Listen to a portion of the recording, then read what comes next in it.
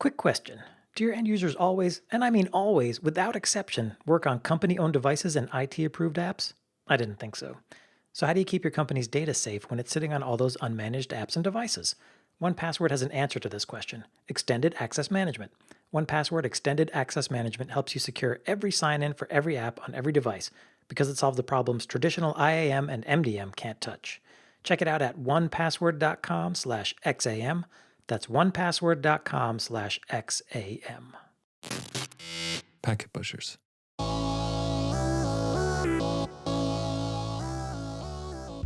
Hey, everybody, and welcome to this week's episode of Packet Protector, the podcast at the intersection of networking and security. I'm Jennifer J.J. Manila here with Drew Conry Murray, and today we have a guest with us, Eric Kuehn, who's the principal security consultant at Secure Ideas. He's also a fellow IANS faculty in advisory capacity, which is an organization I'm involved with. And we have, I think, a really awesome lineup here in a discussion with Eric. So Drew and I have talked through with him about not everything, but a lot of things related to securing AD, some of the interactions going up and down with Entra, if you're in the cloud and on-prem. He even talked through, some of the authentication with AD and the difference between the ticketing system of Kerberos and the challenge response of NTLM, which is actually kind of what got me thinking about this episode, Drew, because I saw Eric speaking at a B-Sides conference not too long ago, I guess last month. Yeah, this was a great conversation because as a pen tester for Eric, Active Directory is literally the keys to the kingdom, but it's not just a question of going right to it. He's got to find ways to get to it. And we sort of talk about those ways to help you as you're thinking about protecting your AD or Entra environment,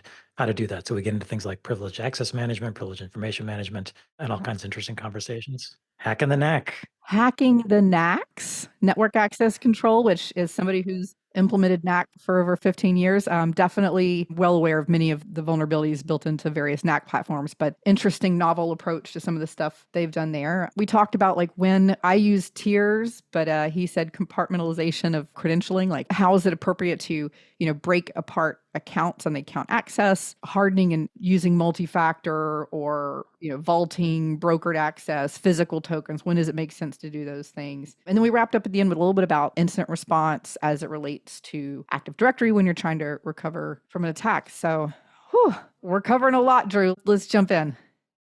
All right, Eric, well, let's just dive into this because I know Drew and I are just drooling with so many questions here. So recently you were giving a talk at B-Sides, which really intrigued me because it was centered around, certain aspects of Active Directory and authentication. I don't work heavily in that space, just enough to be dangerous in a lab, really. But I think our first question for us, maybe for the listeners, is Active Directory seems like for an on-prem infrastructure, that's kind of where the juicy bits are. So as a pen tester, is that kind of where you're starting or is that something you're driving towards? Yes, Active Directory is absolutely a target for everybody. It is quite often the keys to the kingdom. You have more than 5 or 6 Windows devices, and a couple servers, you're going to have Active Directory there. Mm-hmm.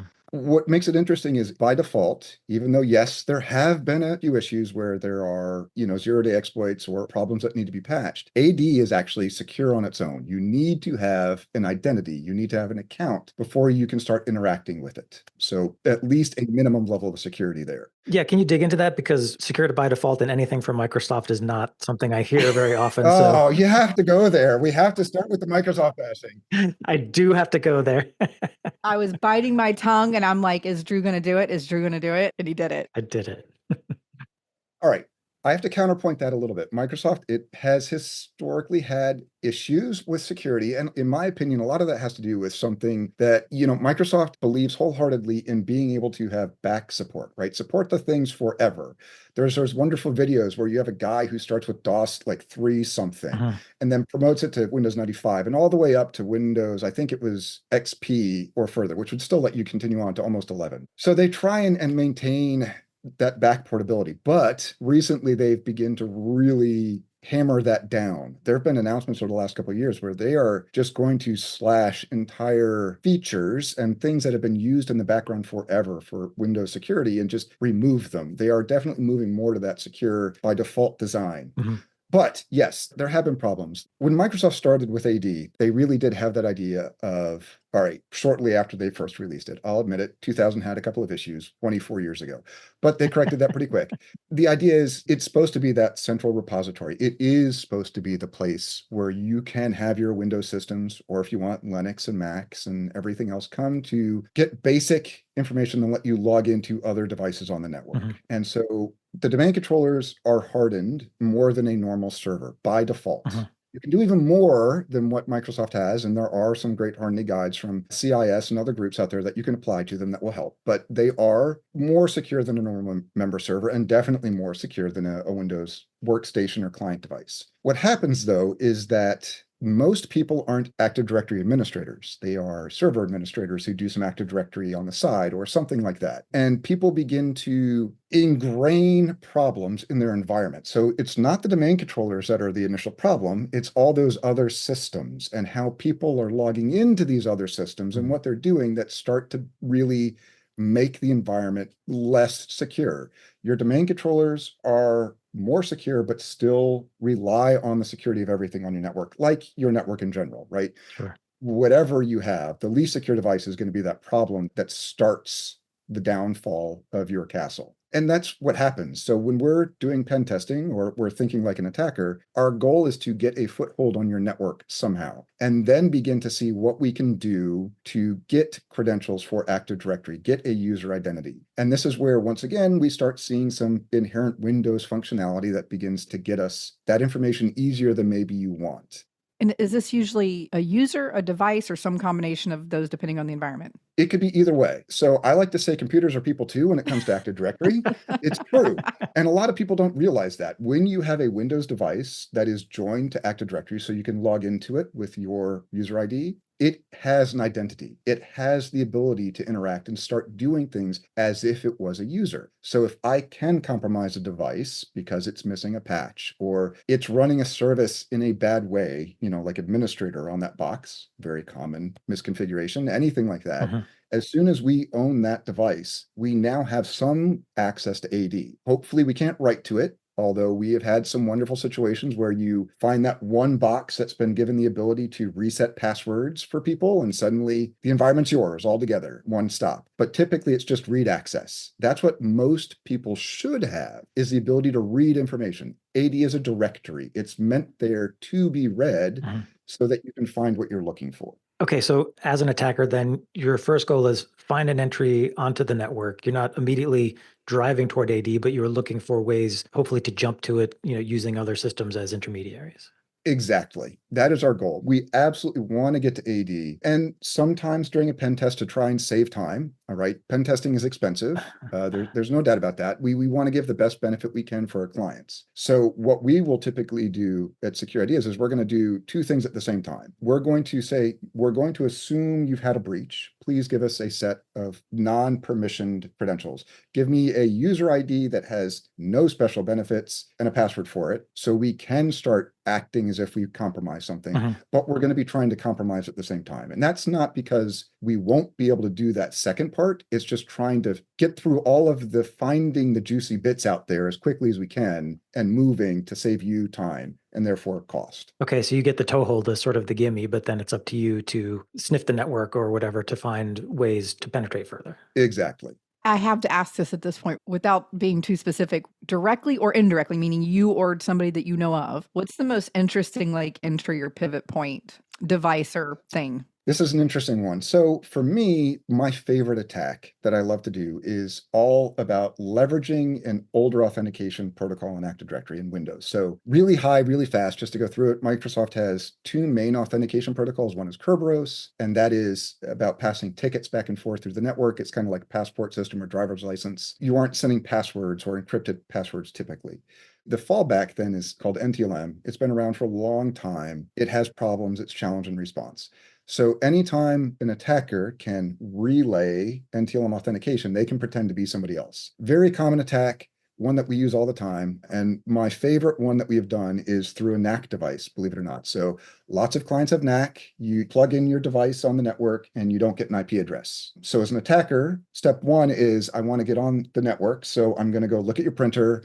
And I'm going to print out its configuration. I'm going to steal its MAC address and tell my attack device, this is your MAC address. And I'm going to steal that printer's IP. I'm going to unplug it and I'm going to become it. For many NAC solutions, that's enough to get a toehold. There are a whole bunch of solutions, though, that will then query your device to say, are you really this printer, right? It's not just, sure, you say it is, prove it to me. And so those have an identity in Active Directory because it wants to authenticate to that system to get that info. Typically, it's an administrator on all of the Windows devices. And in most cases, it's also an administrator on every other Windows device out there. So when we plug into the network and we get that IP address and the NAC solution comes along to query us, it hits our box because we are not part of the domain. It can't do that first level authentication. It can't use Kerberos. It has to fall back to the less secure one. Mhm. We use those credentials, send them to some other device, and become administrator over there. And even if, like happened to us multiple times, we get kicked off the network immediately because it says you're not really that printer, it doesn't make a difference because we created that shell or that other communication path on that remote device. And now we're an administrator over there on a very trusted server, right? So it's twofold. Oh, that's sneaky. Yes. And then, of course, we get cut off, and all we do is we grab another device, right, or an IP phone or something and steal its MAC address and IP address. And actually, that is the biggest downfall of most environments, is that administrators don't have enough identities in the environment. Way back when people used to have one identity, this is going way before Active Directory, you'd have one identity that you use for maybe email and everything, and you used on other devices to do administrative functions. That is bad practice, has been known to be bad practice for a long time. And what happened is people got two identities. So now I have a normal user and I have an administrator, and it is an administrator everywhere. And that's the problem, right? If I can get that one account, which is pretty easy to do, we are admin everywhere, not just on that device or a group of devices. It's everywhere. So pretty much game over at that point. Pretty much game over. The big thing that happens is how many hoops do I have to jump through, or devices do I have to compromise to get that set of credentials? That's our goal as an attacker or a pen tester, right? In real life, unless you have a severe problem on your network, most likely somebody is going to click a link, they're going to get phished, install something on their workstation, and the attacker is going to try and pivot from there, see what they can find and move from that place. Or you'll have an application exposed to the internet, an attacker manages to gain a foothold through that application onto the server, once again, starting on that device. And then if people log in with the wrong credentials, it's easy. If you start separating them out so that an administrator has one account to use on workstations when they need to do something to fix it versus just running it. So administrative account on those laptops. Then they have a separate one for servers and then a separate one for domain admin, the highest level permissions. Basically, there's some others, but what everybody is trying to get in Active Directory, if you have those separate and you don't let them cross mingle on the wrong type of device, you've created barriers that should be nigh impossible to get over. Can you talk about that a little bit more? How would I go about sort of setting up that kind of environment? Because the issue with identity management is it gets very complicated very quickly. It does. And operations people hate me whenever I tell them, you need more than two accounts. The ops people are instantly wanting to flip tables and yell at me, throw tomatoes, etc. But I've lived through this multiple times. I've worked at smaller organizations like Secure Ideas, and I've worked at some very, very, very large organizations. And it's always a problem. But yes, the idea is you want as many accounts as you feel appropriate for your environment.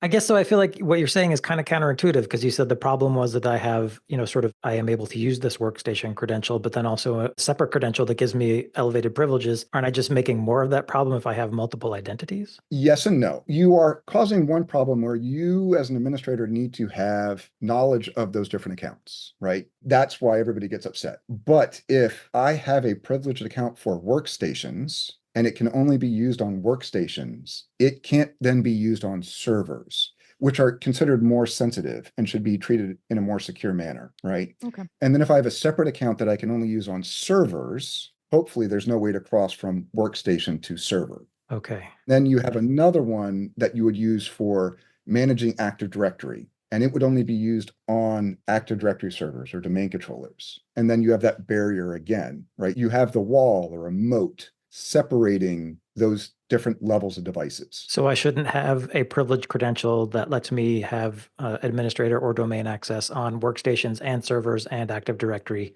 Those should all be separate things. Okay. They should be separate Got it. things. I'll be back. I need to go do some things real quick. Okay. Okay. Like change my permissions. Oh. Yeah. Oh no. Oh no. No, but I am curious, because again, kind of like peripherally having to co-manage, environments like this, it seems like there is identity sprawl. I'm air quoting because I don't know the right word for this, where there's service accounts and these kinds of accounts and machine accounts and shared credentials. And is some of that like, are there classes of products as we get into like zero trust privileged access management that broker, like is some of that built in? Is it different in Entra versus on-prem AD? What are ways to make this less painful? So, if we're talking a Microsoft centric environment, which not everybody has, most people have bought third party tools of some kind. CyberArk, right, is the big one out there for privilege access and identity management. That can help. And there are ways of doing it. But in a true, just I have a Windows environment without third party products, it is separate identities that you have to maintain and not let cross in any way, shape, or form. There's no concept of stepping up or increasing my privileges temporarily in a Windows environment. When you log in, that's what you have. And actually, another fun tidbit, if your incident response policy is we see that somebody is added to this new privileged group and you just remove them, that does not remove the privileges that they have if they are on a device at that moment. When you log into a Windows device, you have the permissions that you got when you logged in, unless it does some refresh, like you log out, log back in, lock the screen, unlock it, things like that. It doesn't refresh it. You have those permissions. So I was testing a client. They had a very secure cardholder data environment. They had a less secure corporate environment. We compromised the corporate environment. I got high-level permissions, and I got into this running battle with their SOC because they would just remove me from a group. But because I had already logged in, I could just do whatever I wanted continuously. They never found out where I was and forced the log off to remove me. Do you have just like a mouse jiggler to keep the screen from locking or something at that Sure, point? exactly. Yes. Yeah. Just don't lock it. Don't let it lock. Yes. That is a problem with Windows environments, right? You have those permissions and they stay that way. CyberArk, other tools like that, that maintain those accounts in some third way. They are resetting the passwords. You have to log in through them before you can get the passwords, check them out, etc. Can help limit that to some degree, depending on how you implement it, but not in the Windows environment. In Entra, depending on what license you have purchased, you may or may not have the capability to do that privileged access management right now. And that's actually one of the problems we see quite often when we're doing tests that have on-prem and Azure at the same time, or Entra. They've learned the hard lessons where we need to have these separate accounts for on-prem, but we moved to Entra and we forgot about it. And now we just have one account again that lets us do everything in Entra. And that could be a serious problem, especially if you don't have settings that require an MFA check for those privileged accounts to be used at any point in time. Many orgs will say, oh yes, we have MFA turned on. You need to use the authenticator and get checked if you're logging in from this other location. But if you're on-prem and you're on our network, we're just going to bypass that and let you go right through, right? And that can cause all sorts of issues very quickly for your Azure environment. That does anticipate a question I had. I wanted to know if you have done much pen testing work with Entra ID, and if so, does it seem like everybody's just sort of making the same mistakes that they did with AD, or is it a whole new set of mistakes? What's your perspective? So in a lot of cases, people started moving to Entra very quickly and didn't necessarily think about how to set it up. And so we see the perpetuation of problems or that regression. That is changing. And actually, that's one of the big things that Microsoft is just enforcing, depending on your environment. One of the things where I said Microsoft is trying to be more secure by default, they're running through tenants and making a shift where it says, if you're going to log in to an admin console, whether that's through PowerShell and the CLI through the backend or to the console itself for Entra, you have to do an MFA check. You mean one of the like 18 different consoles for Entra? Yeah. Yeah, that change all the time. And where it's kind of like the Microsoft licensing model, where today this isn't included, but tomorrow it is. And or not, or the other way around. Yeah, trying to keep up with that is a job on its own. And I feel sorry for anybody who tries to maintain a license agreement with Microsoft. Yeah, I'm going to throw this in here too, because those of us who have some touch into this, and especially a lot of the small and smaller mid-sized organizations with listeners in those areas, you do the best you can do, and you're used to managing Microsoft on-prem. One of the organizations I was with, we actually hired a Microsoft specific security partner to deal with this, and still we got a couple months into a hybrid on-prem and Entra Mhm. before I fully understood what was syncing between the two. At that point, we had like major, let's call timeout. We basically rolled back out of everything and just nuked what we had built in the cloud and started back over natively, manually moving assets that needed to be there so that they were natively connected into Entra instead of on-prem and syncing up. And even in a small organization, I mean, it was unmanageable. I don't know how a large Yep. organization handles that securely. It was just a hot mess. Stuff was syncing all over the place, even it was unidirectional and stuff was here that shouldn't have been there. It was not good. And so that's very common situation that you just described. I see in many places where you want your normal user accounts to be syncing and normal workstations, and that's it, right? Don't be syncing privileged accounts, please, right? That you shouldn't need to. One of them, Eric, was a machine account tied to an application running a NAC. Now, it was a lab. Okay. It was in the lab part of the environment, but still, I was like, this is not good. No. And what happens is that is a situation where maybe your Active Directory environment has not been built in a way to allow that syncing to occur nicely. Yeah. Without getting too technical about AD and how you build it, there are ways of grouping devices. It's called an organizational unit, very old LDAP term. And it allows you to put things, whether that's users, computers, whatever you want, groups, and logically group them. The standard really of doing that grouping is I want to change security on them, or I want to apply a policy setting.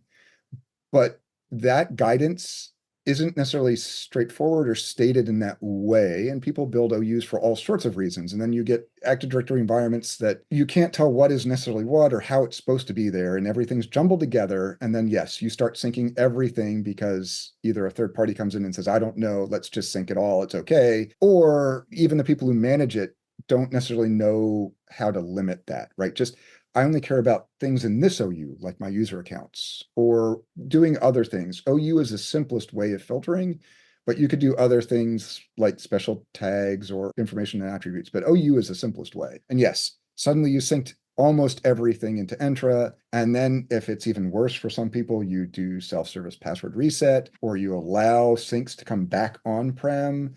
And now, even though you think your on-prem might be secure, we get into Entra, we make changes in Entra, and it comes back down into on-prem, and we're good. So yes, there are all sorts of potential ways of going back and forth.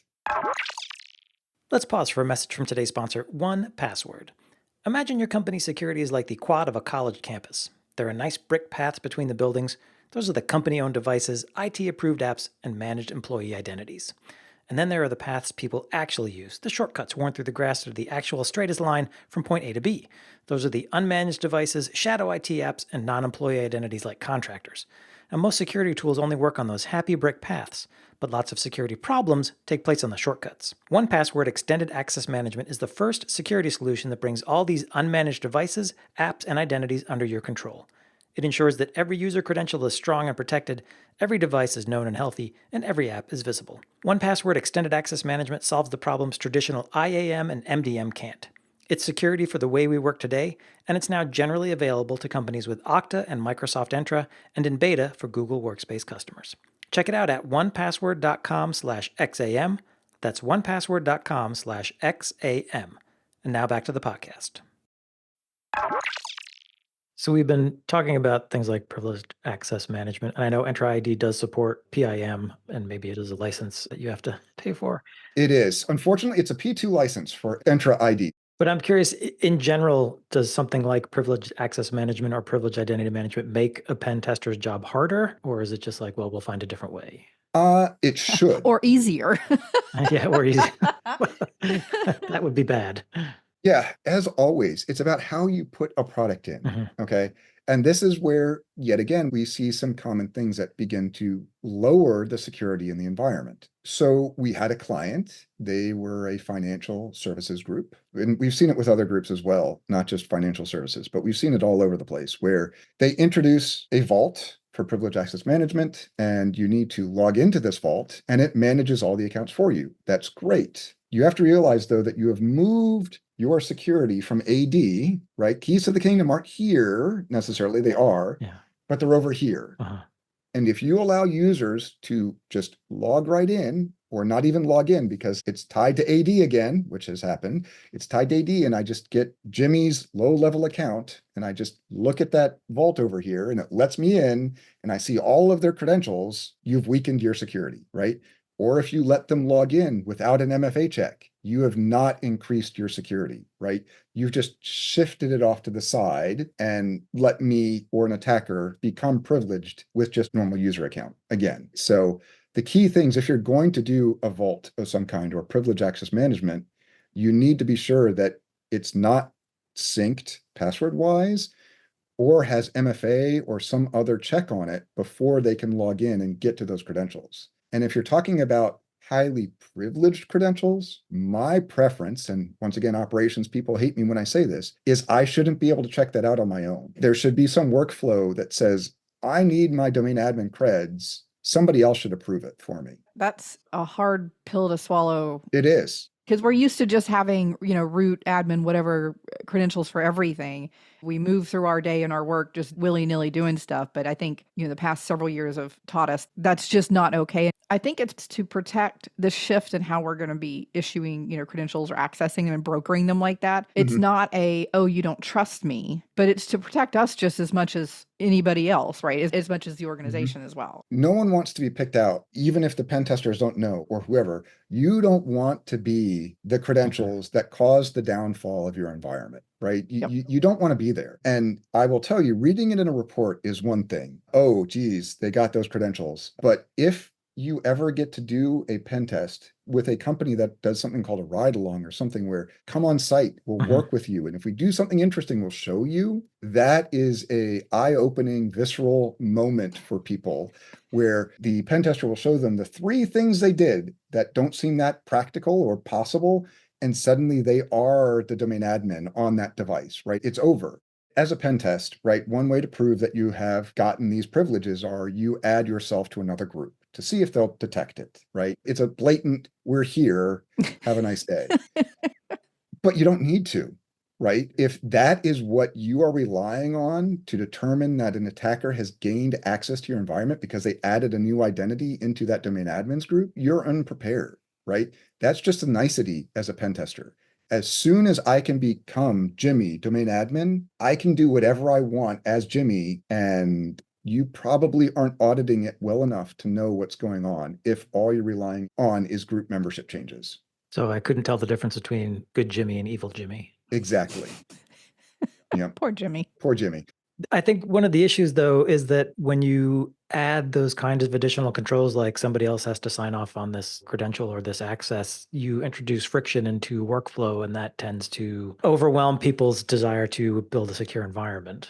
I agree. And that's why in my perfect world, I would have those checks. And I can understand that people don't want to have them because, especially if you're thinking of an emergency, and that's definitely a limiting factor for an emergency. Agreed. We need to be able to get in right now to do something. And if I have to have somebody approve me, then we're going to have a problem. Or if something goes wrong where that system is no longer working properly, we're locked out. Yeah. Definitely big issues. Or if that approver got hit by a bus. Okay, have more than one approver, please. That's what I mean, though. I feel like it starts to spiral out of control. Yeah, but I've seen some organizations implement, and I don't know the details of it, but I've seen like automated ticket flows where they can go internally and work through like an internal approval thing that then can be I'm air quoting, like the authenticating entity. The workflow is really the authenticating entity, not a human sitting maybe at lunch instead of their desk right that moment. Yep, it can be. And you can put some safeguards in there, especially if you're using CyberArk or some of the larger products that will track what you're doing and revoke you, right? You can put the safeguards in. You're an administrator for this long, and then we're going to pull it back, perhaps, right? If you don't want to have that workflow, which I understand because it slows things down, that goes back to you need to have MFA, right? You need to have that second check, not just a password, not just allow SSO into those systems. Put some other checks of some kind before it works. But then also have a break glass account. We seem to have forgotten about these. And I understand because they're bad. They're shared accounts. You don't know who's using them necessarily if they have the password, but break glass accounts are just as vital as they've ever been. But you could, if you have a limited number, you could put specific monitoring in place for that. Oh, absolutely. Yes. You hit it before I could. I'm like, you should know if those accounts are being Yeah. used and track what they're doing. If it shows up suddenly, alarm bells are everywhere, red lights, everything that, it's bad. But yes, break glass accounts are incredibly important, especially as we think about how these systems are being built and the interdependencies on each other, right? I have a question. At what point, because I think technical people think in these like step up of privilege with some type of step up of authentication. I don't mean as a process, but as a tiers, maybe. So regular user, regular passphrase of a certain length and whatever rotation you feel is reasonable. And then, multi-factor for some set of things. As we work our way up, and then of course in multi-factor, we've got, phishing, normal things for public like SMS, which, I get that SMS is not the most secure thing. However, for your normal user, it's definitely better than nothing. And it's probably the reasonable option. But getting into like admin as a pen tester, where are the lines between, we've talked about separation of accounts, multi-factor, where are the lines of like multi-factor separation of accounts working our way up to brokered access and then like actual physical tokens? I am a fan of physical tokens. I believe in all of the different options, depending on what you're trying to secure, right? There is never a one size fits all, right? There shouldn't be. It gets too expensive, too hard to manage. The thing is, all of those solutions, MFA, regardless of what you're using, all of those are protecting against me knowing your password, me getting your password. And clearly, the more sensitive the account, the stronger MFA you want to have. One big downfall about Microsoft and Active Directory is it doesn't support this natively. You need a third-party product unless you want to start doing smart cards, in which case you're signing up for even bigger problems because now you need to deal with smart cards and certificates and revoking and issuing, and it gets bad very quickly. So you need a third-party product. But once again, I go back to all of that is protecting against the fact that I have gotten your password somehow. If you use a highly privileged account on a less secure device and I get admin to it, I don't need your password to become you. I just become you at that moment. Because of cache tokens. Exactly. Tokens, things like that. When you log in, your token, your permissions are downloaded to memory. And then once you log out, at some point in time, Microsoft is going to clear that out of memory. And I can't give you a specific of how quickly or not. Are these seconds, minutes, hours, days? Like, what's the range here? So I've logged into a device shortly after somebody has logged off and they've been gone. And I've logged on to a device hours later and they've still been there. So I have no good quantification of how quickly they'll be removed. That definitely puts a little wrinkle on things. Yeah, it's hard for me to say, right? And that's why I don't know. And especially if you allow cache credentials, it gets even worse. You shouldn't for admin stuff. But if I can get in close enough to you and it hasn't been cleared or the box hasn't been rebooted to actually be sure they're clear, I can become you. And then it doesn't make a difference. You've already done the MFA checks, right? You've already gotten past that step. And so we're running around as you again. And that's why the tiering, or the term I got from a different client and I like because it sounds so much cooler to me, credential compartmentalization. Ooh. Ooh, right? Isn't that better than account tiering? Yeah. Yeah. If you have that set up, if I can't get to where you're logged in, I can't get to you. I can't become you. And then I need to find your password somehow and leverage it. And hopefully, if you have multiple accounts, you aren't using the same password on all those accounts, which we see too often in my case, right? You get on the network, you compromise a device, you start querying AD, and you find out who the admins are, and then you find out what the regular accounts are. And then you go after the regular accounts if you can't get to the admin accounts. And then you get it. Maybe you get their password somehow. You get a hash, you crack it, whatever it is. And then you just for fun, try and log in with those credentials on their admin account. And it works. And you feel really bad. How do you feel about, sorry, I'm going to go on a slight, like short side quest, just really short. Let's keep it short. But I have to know because I hear conflicting information from people. How do you feel about users being local admins on their machines? Hard no, sometimes okay, or not really a problem because there's other issues? I don't want to say hard no, because there's always that exception, right? CISSP, all of those wonderful things will say there is no definitive always. I am not a fan of normal users being an administrator on their device. Then we fall into these other caveats where you're like, well, maybe they need to, right? Because they need to install printers, which is not necessarily the easiest thing to allow them to do, or other devices. And you spiral into this problem. If you don't have a good support method to do support on these devices, you may have to allow it. Mhm. But then I would go to not with their real account, right? With the one they log in every day. You do something with a local administrator account on the device, and you can give them the credentials for that, and they can be changed separately, right? So that is a temporary thing that they use, and then you can change it, or it will change on its own after a period of time. So regular users, please not on a day-to-day basis. While endpoint tools, endpoint protection tools are getting much, much better, they're still not perfect, right? And you're relying a lot on CrowdStrike or Defender for endpoint, which is a good tool if it's managed. I'm not knocking it, right? If you're relying on endpoint protection to protect you and that alone, you're not really protecting yourself. Yeah. You have a good base, but it's still not as everything you need. So I do understand the need that sometimes users need to do something that requires admin access. I'm in the same camp, but again, I'm not a Microsoft admin, so I don't know all the pros and cons. But I've heard professionals who work in this space say everything from you really shouldn't do it, and if you just like you said, if you do, there's other things to layer with that. To a handful of people that have just been like, you should have so many other things layered in your defense that giving users local admin should never be an issue. And I've never really bought into that. I haven't seen enough data for that, but I was just curious of your opinion with that because too many accidents happen with that. Correct. Yeah, I've seen too many issues arise from that one person having admin access somewhere. And on our tests, you aren't an admin anywhere except for this one box, right, with a normal user. And that becomes the foothold. That becomes the place where we start to make that trusted device less secure. It might not be quick. It may not be instantaneously, it's ours, right? It might be we need to work slowly and start making changes. And once again, you're relying on the endpoint protection to catch everything and notify you and all of these extra steps.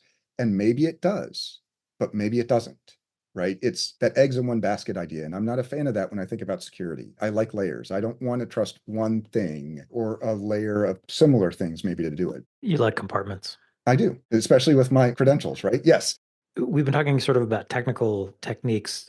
I'm curious Mhm. if social engineering still plays a role when you're pen testing, particularly as you're trying to get, credentials.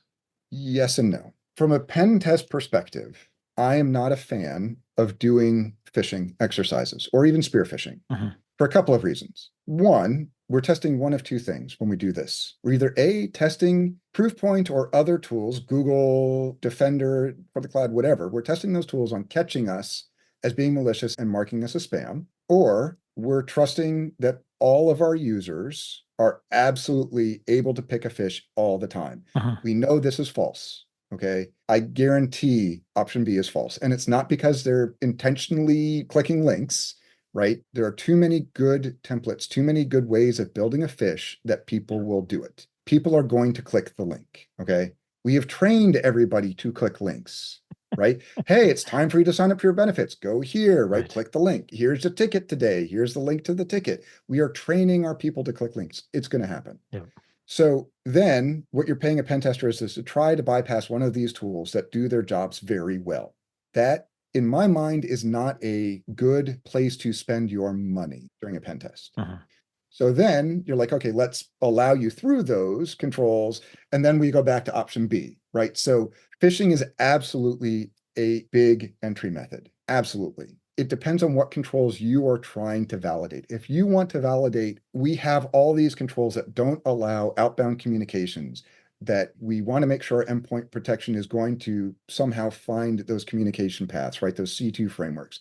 All of those, okay, that's a valid one, but we don't need a fish to do it either. We could work with you to have it try, but we can do the fish part. If it's just we want to see if phishing works, that doesn't seem like a good use. Now, Eric, hang on. You keep talking about phishing, but I've heard some stories from your crew. We have had some very, very successful campaigns. I completely agree. We will do it. I'm saying things that are not phishing, like phone calls, spoofed help desk calls, weird, Yes, phishing. That's even worse for me. I have great troubles with that part. We'll do it. And yes, we have had great success with social engineering, but it also goes back to your goals, right? If you have good security awareness training, especially for help desk and things like that, where you have these checks that are supposed to be followed, it shouldn't work well.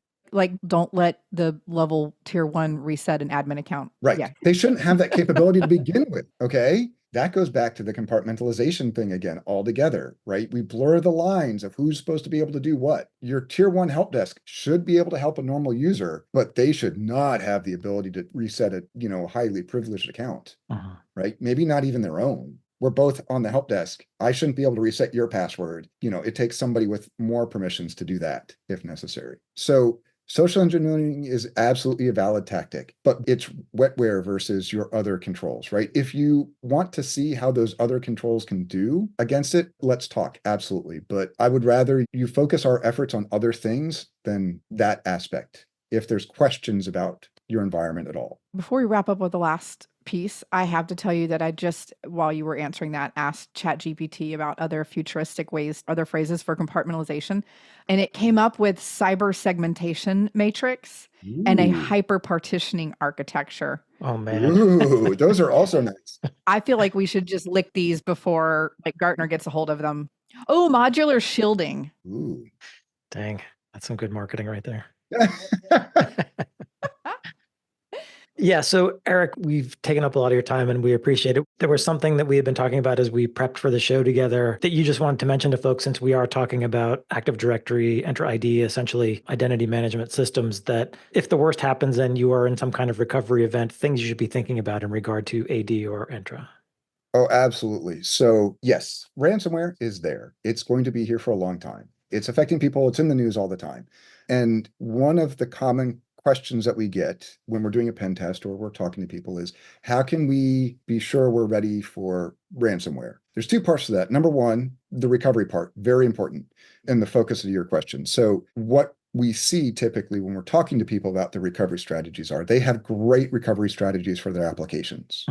Absolutely. We're resilient. We can recover it. We know how. We have documentation. We're good to go. Except all of that documentation is based upon assumptions that other critical infrastructure is up and available, like Active Directory.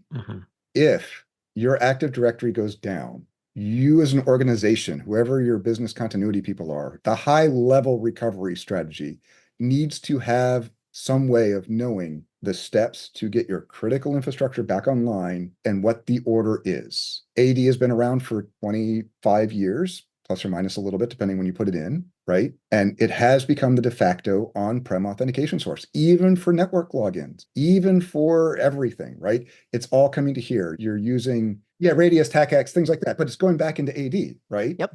So if AD is offline and we need to make changes to firewalls, which you're probably going to have to do so that you can recover your domain controllers going slightly off tangent, recovering AD has not changed. It is the same as it's always been. You bring one up safely, and then you start promoting the others. You start building your other servers from it. One domain controller typically cannot handle the load of everybody in your environment trying to use it as soon as it comes back online. So you're probably going to need to make him not be able to talk to people for a little bit, right? But can he come online if the network isn't working properly, right? How do you get onto your switches, routers, your Meraki's, whatever it might be, if they are relying on Active Directory for authentication and AD is offline? Okay.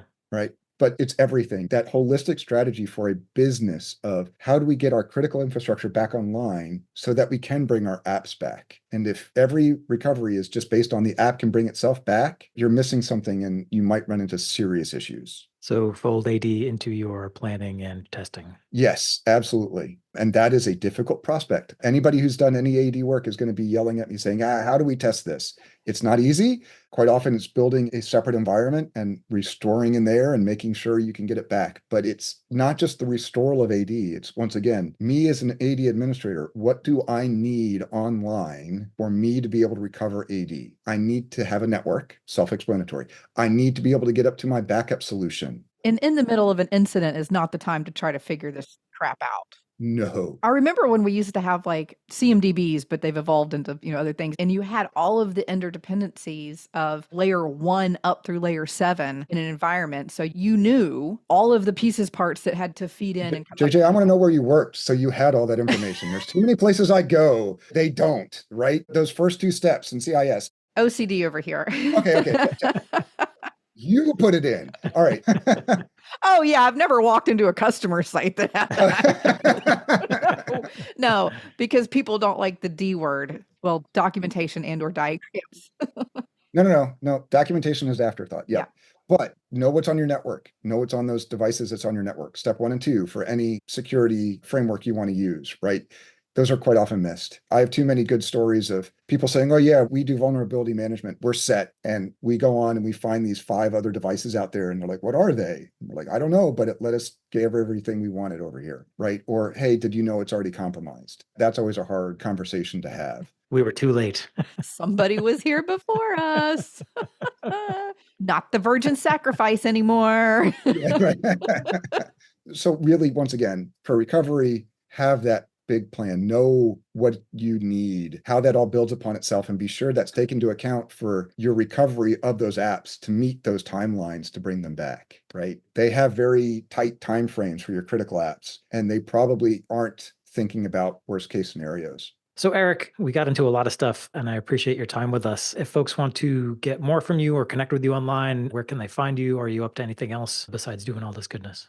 Yeah, so LinkedIn is by far probably the best place to reach me. I do have a X account, but I don't use it very well. I'm not great at this whole social media thing, I admit it. LinkedIn is by far the best way. You can also email me. I like taking questions via email, eric@securideas.com. LinkedIn, I am attending more conferences as I can. I say that I'm going to be down in Jacksonville in a couple of weeks for a conference, but then I want to get back up into some ISSA things up in Raleigh and other areas, but conferences and LinkedIn. Awesome. Well, thank you, Eric, so much for joining us. We really appreciate this. It was a great conversation. And of course, thanks to you, the listener, for being here for another episode of Packet Protector. If you have a topic you want us to cover, you can find JJ and I on LinkedIn or at packetpushers.net/community, where we've got a free Slack channel with other IT and security pros. If you have a comment, a correction, or questions, you can reach out to us at packetpushers.net/FU. The FU is for follow-up, and we do appreciate when listeners reach out. Always remember, eat your security vegetables.